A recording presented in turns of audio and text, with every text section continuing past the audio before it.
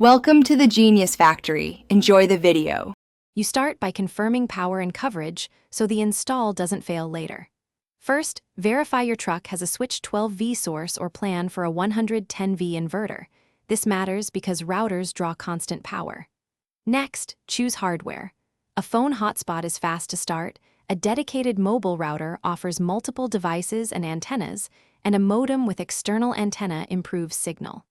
Finally, pick a carrier and data plan based on maps and real driving routes so you avoid dead zones.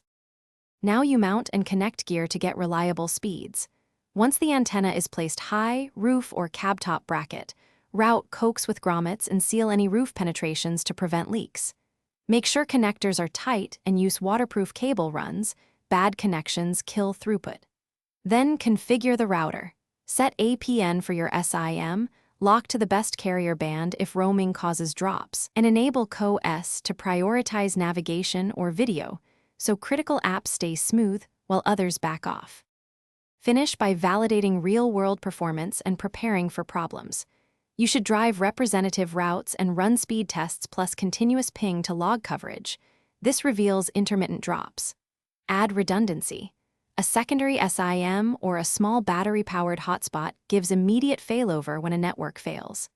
If problems appear, the fastest troubleshooting step is to reboot the modem, reseat the SIM, and swap the antenna cable to isolate hardware faults. If that doesn't work, check carrier band selection. Thanks for watching. If you found this helpful, don't forget to like and subscribe.